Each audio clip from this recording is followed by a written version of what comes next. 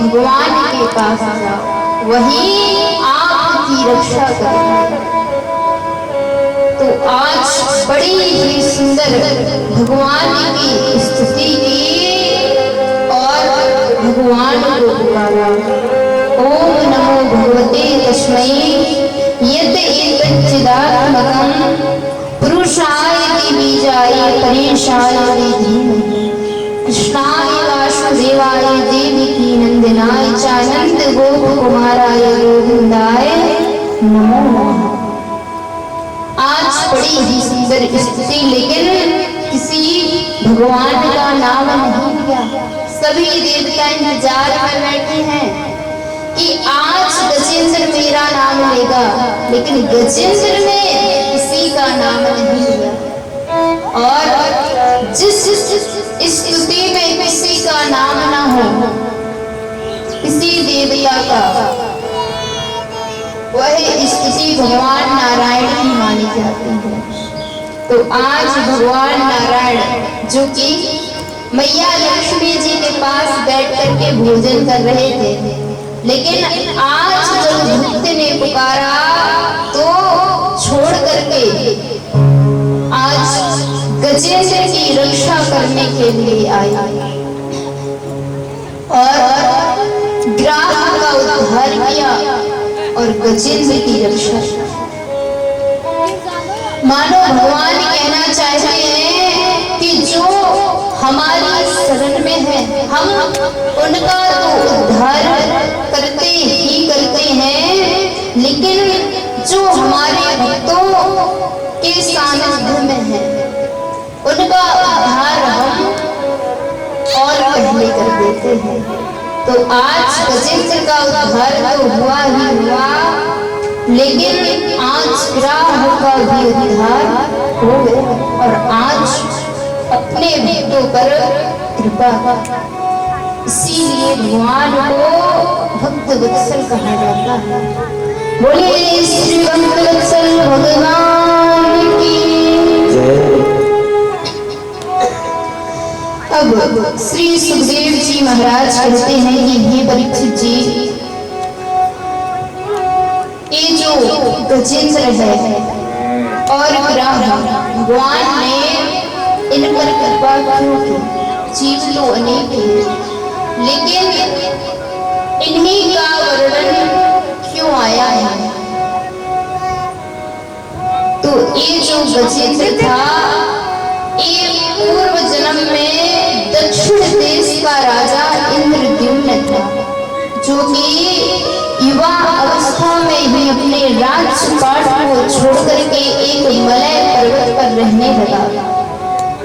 और महाराज एक दिन जब ऋषि अगस्त्य जी अपनी शिष्य मंडली के साथ जा रहे थे, देखा तो अपने नेत्र बंद कर लिए। अगर यहाँ आए तो मुझे इनका स्वागत करना पड़ेगा, क्योंकि अतिथि देवो भव। जो अतिथि होते हैं वो देवता के समान होते हैं, तो स्वागत करना पड़ेगा। इसीलिए महाराज नेत्र बंद करके बैठे। लेकिन ऋषि अगस्त्य जी वो त्रिकालदर्शी हैं, जानते हैं, समझ गए कि चालाकी दिखा रहा है और संत से कोई चालाकी करे और संत समझ ना पाए, ऐसा हो सकता है? तो आज समझ गए और श्राप दे दिया। जो भी संतों के साथ ऐसा तिरस्कार करता था, अपमान करता था, उसे श्राप दे दिया जाता था। तो आज श्राप दिया कि झूठी समाधि लगाई है और इस युवा अवस्था में अपने राजपाट को छोड़ करके यहाँ गज की भांति बैठे। इसीलिए श्राप देता हूँ कि जाओ गज हो जाओ। तो आज वही राजा गजेंद्र बने और ये जो मगर वृक्ष था, ये महाराज पूर्व जन्म में भूहू नाम का गंधर्व था। जो कि एक दिन जो देवल महात्मा जी थे उस सरोवर में स्नान कर रहे थे, इससे उपहास सूझा और जल के नीचे नीचे गया महाराज और मगरमच्छ के भांति महात्मा जी के पैर पकड़ लिए। अब तो महात्मा जी डर गए कि किसी मगरमच्छ ने मेरा पैर पकड़ लिया, और महाराज जैसे ही छुड़ाने का प्रयास किया, छोड़ दिया और बाहर आकर के अपने दांत दिखाने लगा, हंसने लगा जोर जोर से कि अरे महात्मा जी तो डर गए। महात्मा जी ने कहा रुको अभी बताता हूँ, और श्राप दे दिया कि जिस तरह से तुमने मगरमच्छ की भांति मेरा पैर पकड़ा है, जाओ मैं श्राप देता हूँ कि तुम मगरमच्छ हो जाओ। पैर पकड़ लिए महाराज, क्षमा याचना की, मुझे माफ कर दो। कहा कि इसी मगरमच्छ के भांति पैर पकड़ते रहना, और जिस दिन किसी भक्त का पैर पकड़ लोगे उसी दिन साक्षात भगवान आकर के तुम्हारा उद्धार करेंगे। और आज भगवान ने आकर के किसी गंधर्व का जो कि मगरमच्छ बना उसका उद्धार किया। बोलिए श्री भक्तवत्सल भगवान की। आइए अब हम सभी श्री समुद्र मंथन की कथा में प्रवेश करें। आप सभी जानते हैं समुद्र मंथन जो है वो देवताओं और दैत्यों के बीच हुआ है।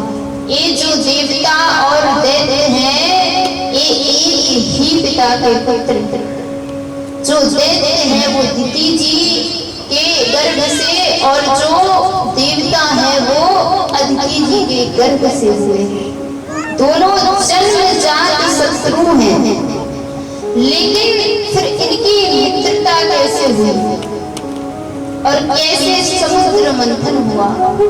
तो आइए इस बारे में जाने कि किस प्रकार से समुद्र मंथन हुआ और मंथन से जो अमृत निकला, तो महाराज अमृत की जो प्राप्ति हुई जो कि देवताओं को बुलाया गया। श्री सुखदेव जी महाराज कहते हैं कि ये परीक्षित, एक बार दुर्वासा ऋषि जी वैकुंठनाथ भगवान नारायण के दर्शन करने के लिए गए। आज भगवान जी को आना है ना, तो अभी से स्वागत हो रहा है, और आप सभी तो इस प्रकार से मुंह लटका करके बैठे हो कि आपके जीवन में खूब दुख हो। अरे आप तो भगवान के पंडाल में बैठे हैं और भगवान को बुलाना है तो ऐसे थोड़ी ना चलेगा। कल आप सभी लोगों ने सुना था कि जहाँ किसी के यहाँ जाने से किसी का मुंह बनता है तो उस स्थान पर मत जाइए। और आप सभी लोग अभी से मुंह बना करके बैठेंगे तो भगवान कैसे आएंगे बताइए? अब भगवान को बुलाना है तो थोड़ा सा मुस्कुराना पड़ेगा, और जब आप मुस्कुराएंगे तब हमारी कन्हैया मुस्कुराएंगे और फिर हम मुस्कुराएंगे। अगर आप सभी ही मुंह बना करके बैठ जाएंगे तो महाराज फिर क्या होगा बताइए? तो भगवान आएंगे इसलिए उनके स्वागत की तैयारी करो, मुंह बना करके ना बैठो। बोलिए श्री वृंदावन बिहारी लाल की। तो एक बार वैकुंठनाथ के जो दुर्वासा ऋषि जी हैं वो दर्शन करके अपने आश्रम को लौट रहे कि मार्ग में उन्हें इंद्र के दर्शन हुए जो कि अपने ऐरावत हाथी पर विराजमान है। सोचा कि ये